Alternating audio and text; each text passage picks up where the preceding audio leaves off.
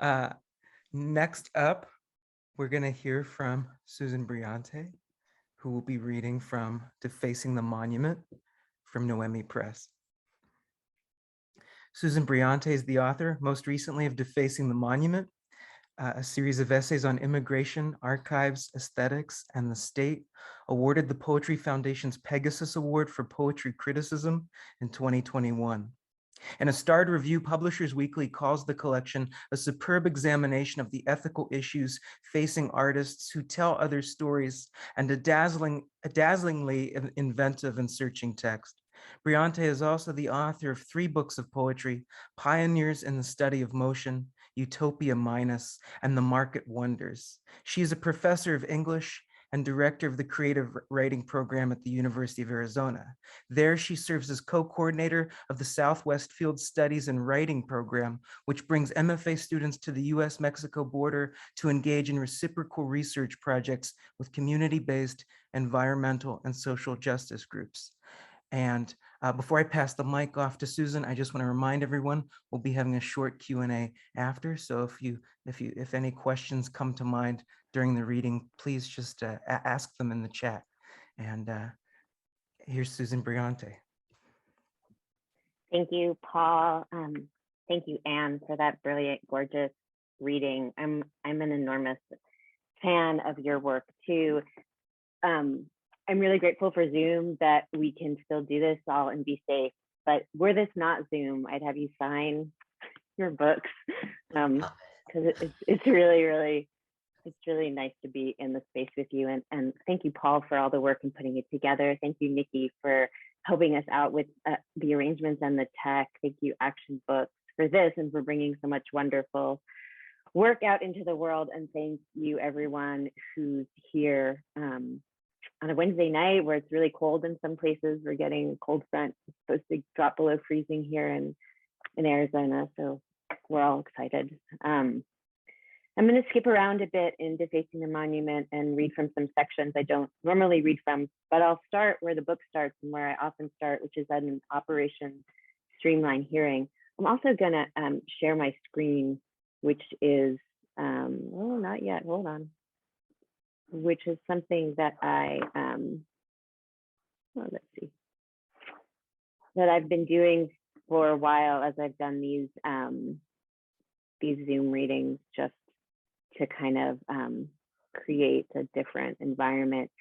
I also like Zoom because it gives us a chance to maybe just relax a little bit and kind of zoom out. Okay, wait, so now I've got it on my screen, but I still need to share it with you, right? Hold on. There we go.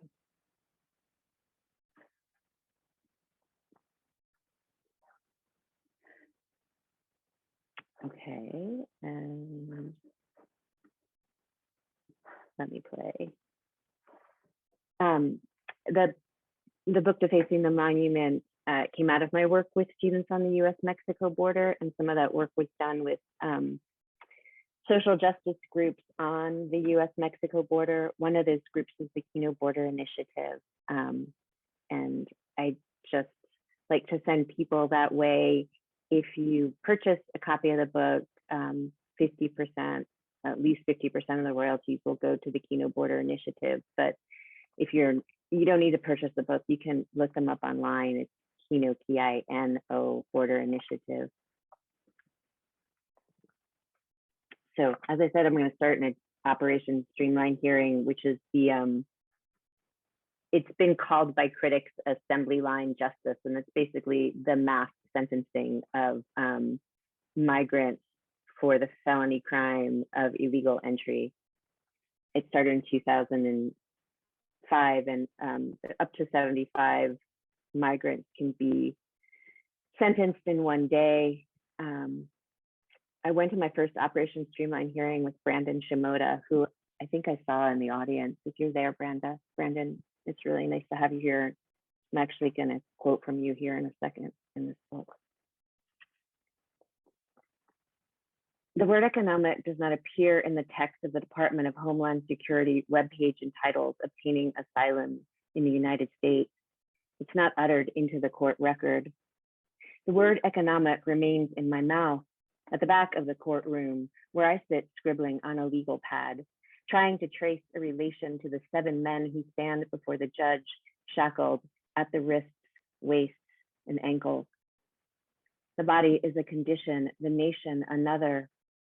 I used to believe the document tethered the poem to the earth, to soil that one could taste, that could be nutrient to more than one. But a document can pull a nation out from under you. In the US District Court, Arizona District, shackles chime like the riggings of a ship in harbor in the moments before a voyage.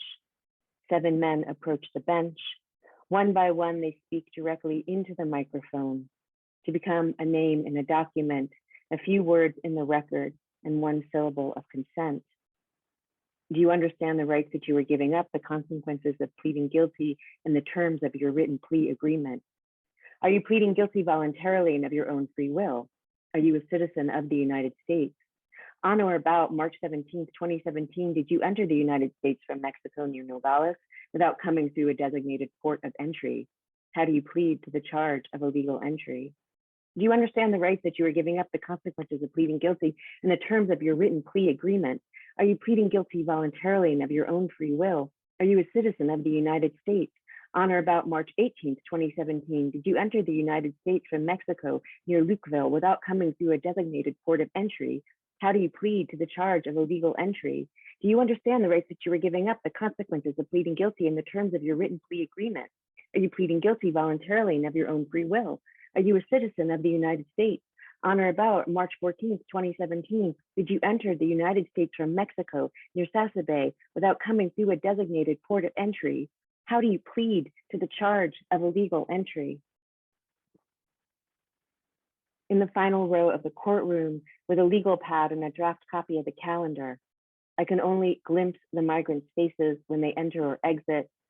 I lose track of which defendant speaks, can't hear what the lawyers say.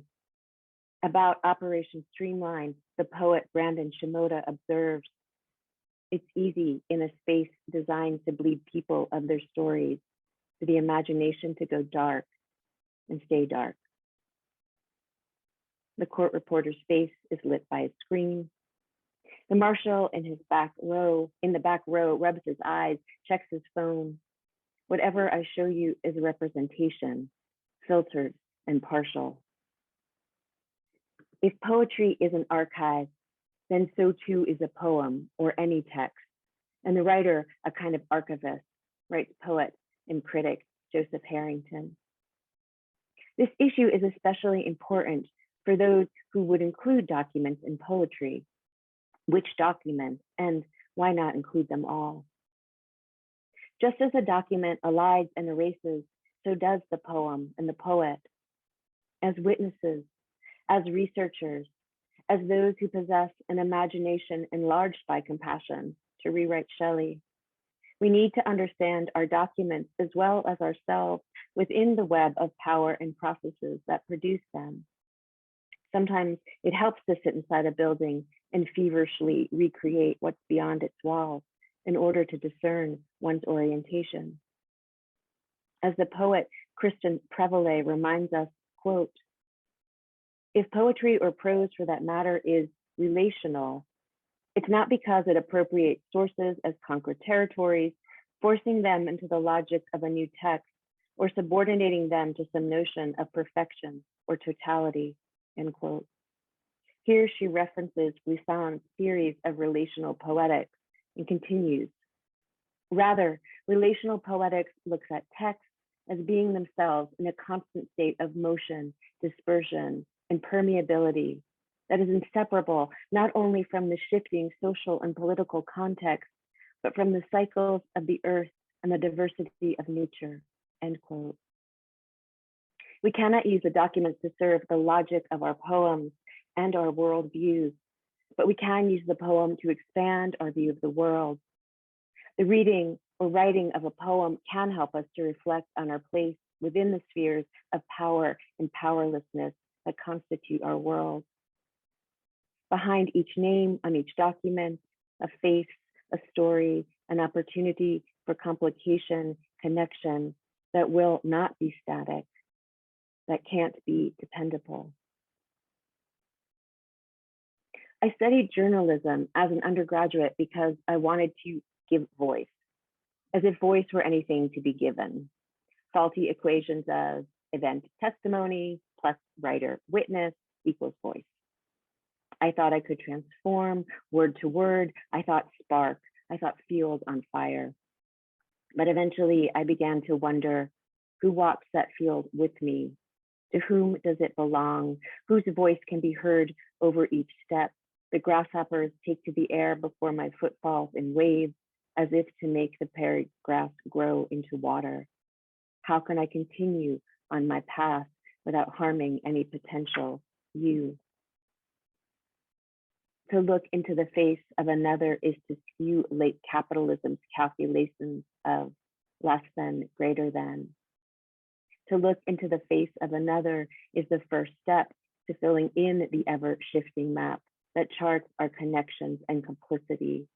The writing that reveals inequalities as well as joy and beauty that's not always ours, as we place ourselves in relation, in love, and in ethics and activism. Documents silence. One person's story can be used to erase another's. One person's narrative can do as much to uphold an imperialist, white supremacist, capitalist patriarchy as it can to dismantle it.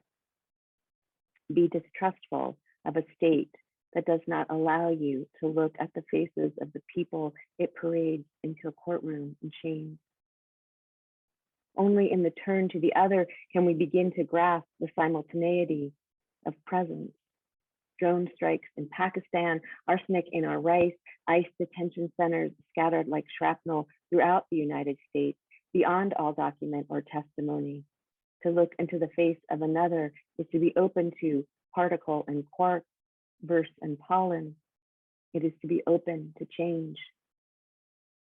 Systems monster, data stories us, and often what looks like safe passage, if not simply survival, is predicated upon making life more dangerous for others.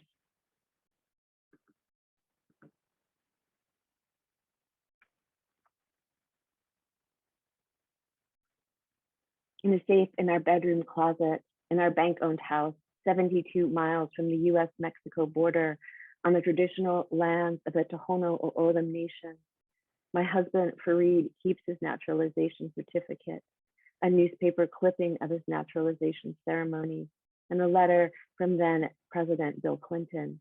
Quote, I want to congratulate you on reaching the impressive milestone of becoming a citizen of our great nation, President Clinton writes. You now share in a great experiment, a nation dedicated to the ideal that all of us are created equal, a nation with a profound respect for individual rights, end quote. Not a milestone. Fareed calls his naturalization a, quote, defensive measure, end quote. At a moment of heightened anti-immigration rhetoric from politicians such as Newt Gingrich, former Republican Speaker of the House of Representatives, and Pete Wilson, former governor of California, where Fareed and his family were living at the time. The nation was founded on stolen lands, an idea as an abstract contract. In an experiment, there is no certainty. On my laptop, I open a scan of my great-grandmother's enemy alien identification card, issued in 1942 when she'd been living in the United States for 37 years. The US government required the card be carried by Italian-born immigrants classified as enemy aliens during World War II as part of a series of measures that included travel restrictions, the seizure of personal property, and internment. My great-grandmother signs her name on the card with an X beneath which are written the words, her mark, and then witnessed by, and the name and address of her son. Because of her illiteracy and the war with fascist Italy, she could have been deported, but she was not. And although I live on occupied lands, nobody asked for my papers.